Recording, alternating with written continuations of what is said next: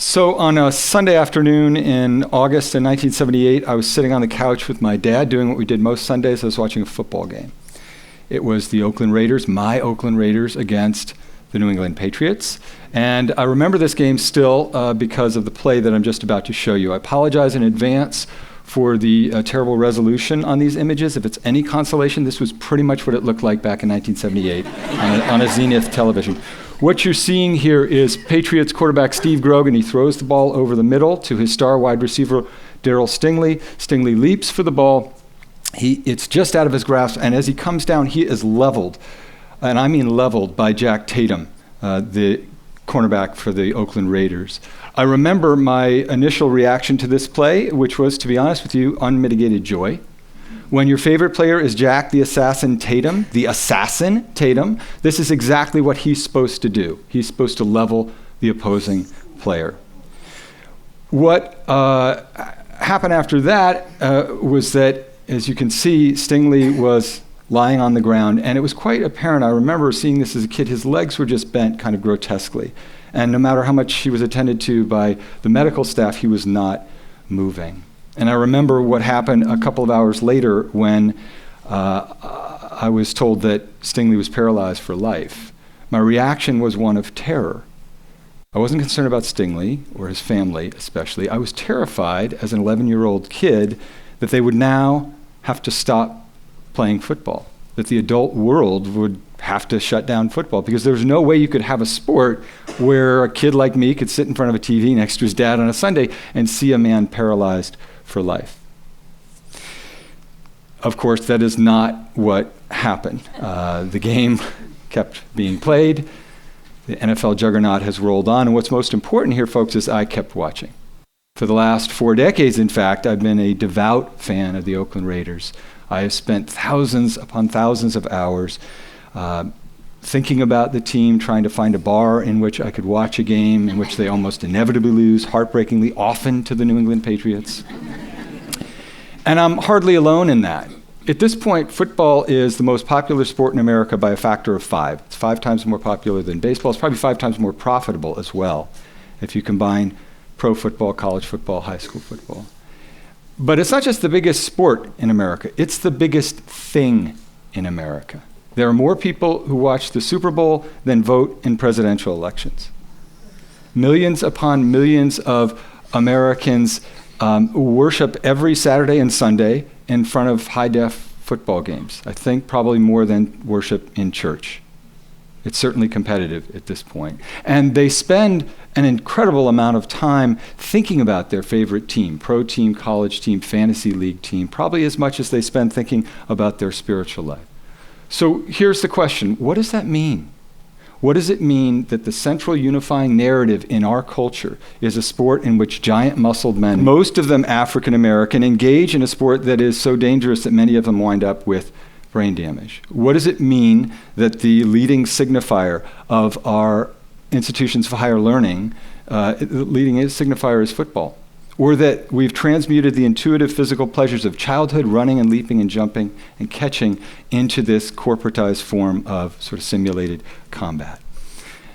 Now I want to reiterate here, I am a fan of football. As a kid, I played football. I can remember at age 10 playing in a game with some bigger kids, getting knocked out, that is, suffering a concussion. And when I came to, immediately wanting to get back in the game and being furious that they didn't let me back in the game. I remember playing in a game, in the rain in high school and having my shoulder pop out of its socket, not once but twice, popping it back in and going right back to the huddle without even thinking about it. It's like, yeah, it's a game. We're playing ball. My favorite job in high school was that I sold hot dogs at Stanford football games. Stanford back then was a terrible program, but they had a single amazing player, the quarterback John Elway. You might have heard of him. And I can remember the play that was sort of the best example of his physical genius. Stanford was playing UCLA. They were probably losing about 50-0, and it was third and like forever. And Elway took the ball about the 50-yard line and dropped back. Immediately, about 7 homicidal defenders cut through the offensive line. And Elway, who looked sort of pigeon-toed but actually was incredibly fast and graceful, started to zigzag back behind the line of scrimmage, just back and forth with this conga line of defenders ready to kill him. And everybody in the stadium was thinking the same thing, like, stay down, Rocky. Like, just throw the ball away. Don't do this. Whatever you're going to do, don't do it. Fall in a fetal heap. And instead, what Elway did, and I'll always remember this, is just the opposite. He turned, squared up his shoulders, and he just let fly. And I remember the ball sailing, describing this beautiful blue arc, and it landed in his receiver's arms, and the receiver was standing on the UCLA goal line without another player within 30 yards of him, and he just fell back into the end zone. Because it turns out John Elway was the only person in that entire stadium, other than his receiver, who knew that John Elway could throw a football 80 yards in the air off his back heel. That is why we watch football, to watch men make miracles with their bodies, to see them summon that kind of poise and that kind of courage in the face of ruin. They find the path to redemption. And because most of us can't do that in our lives, we love watching other people who can.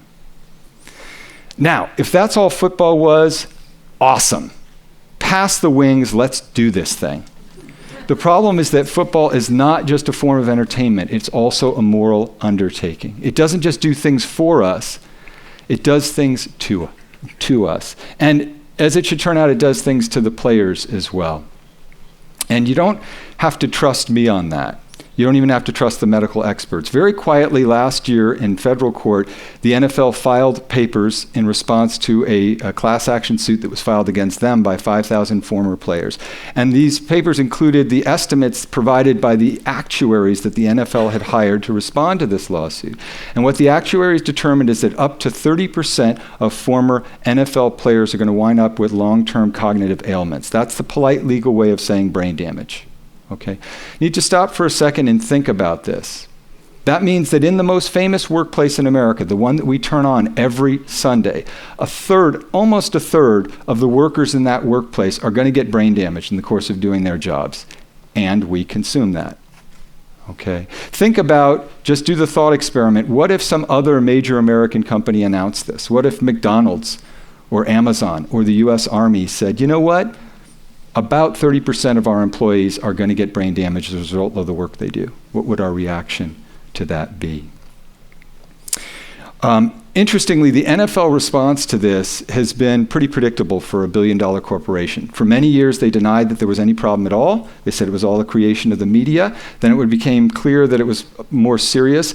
They hired a bunch of scientists to generate a bunch of junk science, which has since been debunked. And as it's become more and more obvious that there is a real problem, they have really tried to reassure fans, essentially say, well, we'll find a helmet, or we'll tweak the rules, we'll somehow take care of it. The real crisis here is that it's not really concussions that are the problem. Football doesn't really have a concussion problem. It doesn't even really have a violence problem. It has a physics and physiology problem.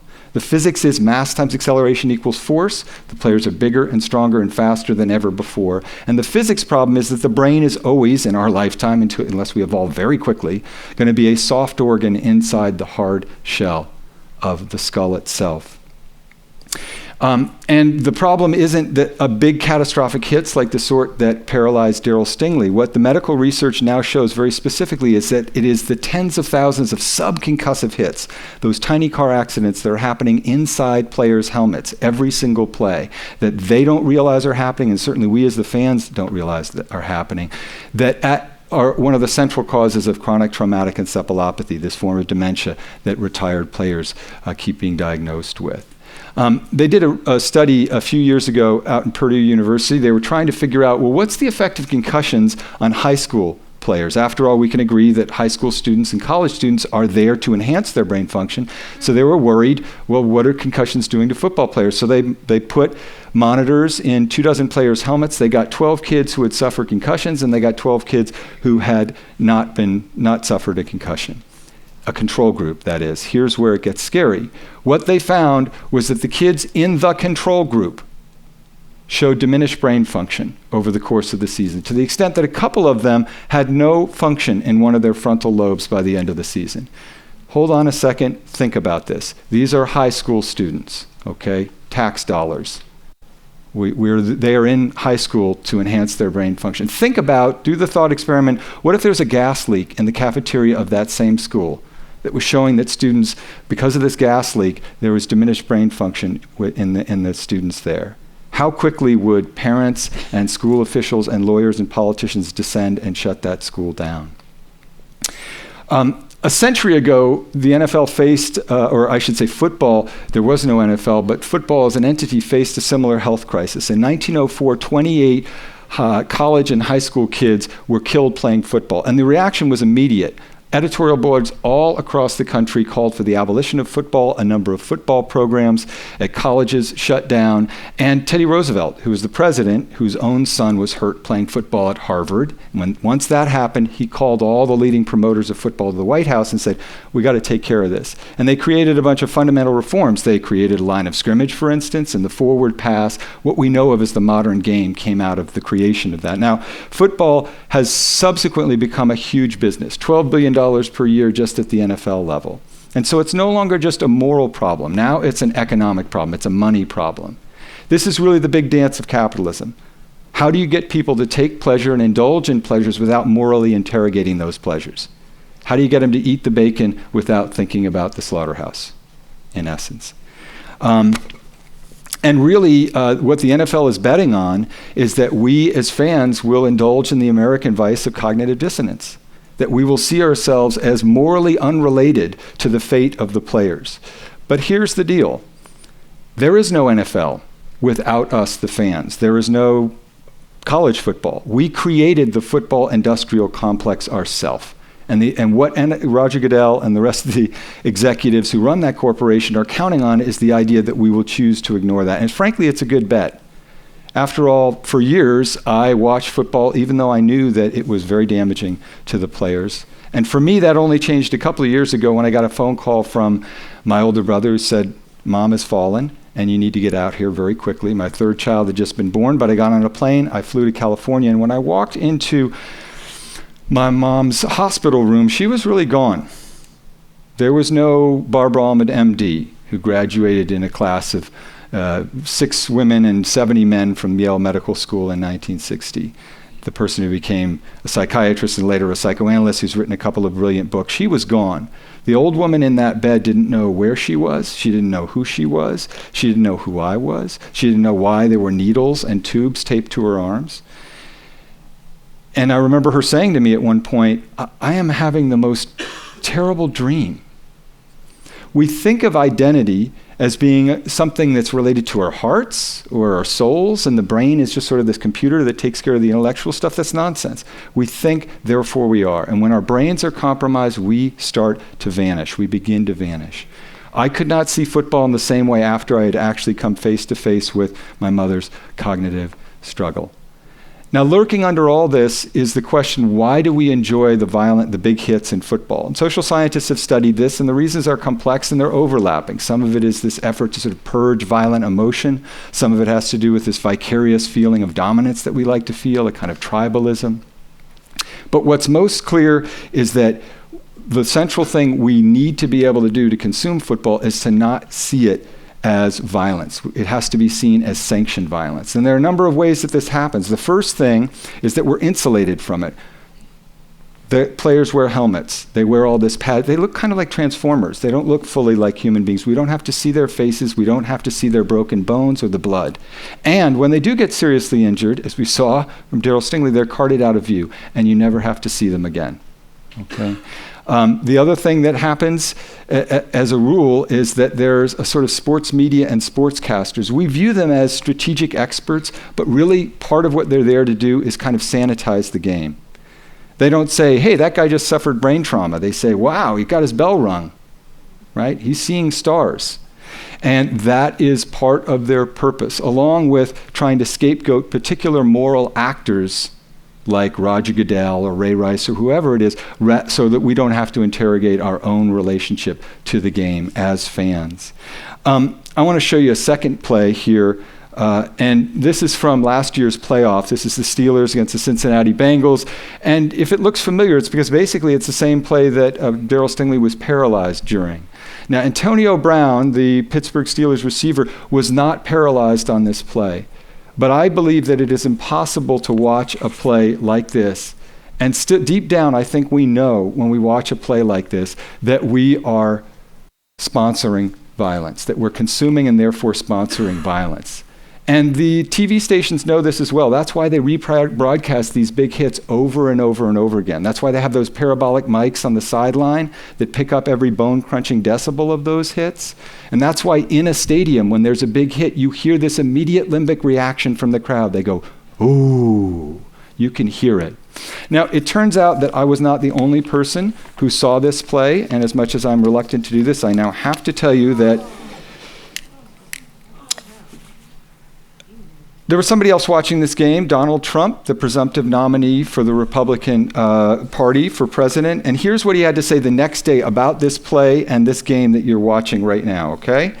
Here's Donald Trump. It was huge. That's what he said. He said, "It's a Sunday. Who the hell wants to watch these crummy games? I just want to watch the end. By the way, okay, let me go there for a second. So I'm watching a game yesterday, what used to be considered a great tackle, a violent head-on tackle, if that was done by Dick Butkus, they'd say he's the greatest player.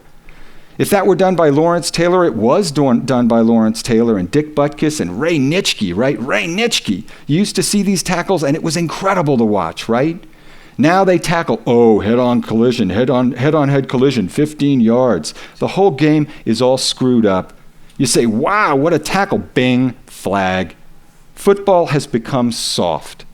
Football has become soft. Now, I'll be criticized for that. They'll say, isn't that terrible? But football has become soft like our country has become soft. What Donald Trump is expressing here is a desire to go backward in time to an era in which this kind of overt violence was not just acceptable in sports, it was desirable, and maybe even in our political discourse. Trump is a lot like that guy at the bar who's had one too many drinks, and he keeps telling you how America's fallen, our best days are behind us, America's gone so soft, and you finally realize at a certain point, he's not talking about America anymore, he's talking about his own manhood. So much of this boils down to a kind of wounded masculinity. But maybe a more forgiving way of thinking about football is as a kind of place of refuge. Maybe it's so popular in America because it's the one shared cultural space where we can indulge all the stuff that we haven't worked out yet as a people. Our lust for violence, our racial neuroses, our loyalty to patriarchal dominion. Okay. I keep thinking, in a way, what it is a space where we get to be children, where we can go back and it's before the age of reason, and before the age of guilt, and before the age of shame. At the same time, I keep thinking about this young woman who I met just as I was finishing up writing against football, and we were at the same reading, and somebody told her that I was writing a book about football, and she came running up to me, and she said, oh my God, I hear you're writing a book about football. I'm a huge fan of the Philadelphia Eagles. I love the Philadelphia Eagles. Oh my God, I have my hats in the car. I want to show you my Eagles hat. And she said, I love watching the games because they connect me to Philadelphia, my hometown, and especially my dad. We used to watch the Eagles every Sunday. He would go hunting, and then he'd make venison burgers, and we would watch the Philadelphia Eagles. That was our thing. And I thought about my own life and thought, well, that was my thing with my dad, was watching the Raiders. And she's looking at me, and her face is really shining with love. And she says, so what's your book about anyway? So I did that thing where I marched out all my arguments, which were supposed to make me feel sort of brave and noble and righteous, but that's not how I felt. I felt petty and cruel. The Philadelphia Eagles had given that young woman something precious to share with her father. What right did I have to ruin that? I really wanted to say I'm sorry to her. And to anybody who's a fan of football like myself, I'm a fan in recovery, that's what I'll say to you as well today. I'm sorry. The point of this talk and the point of my book isn't to ruin the pleasure that you take in football. It isn't even to win some cultural argument. I really want it to be bigger than that. I want it to be the beginning of a larger cultural discussion between ourselves and within ourselves about what brings us to football, about why we need this beautiful, savage game to feel fully alive, to feel united, and to love the people who we love. Thanks.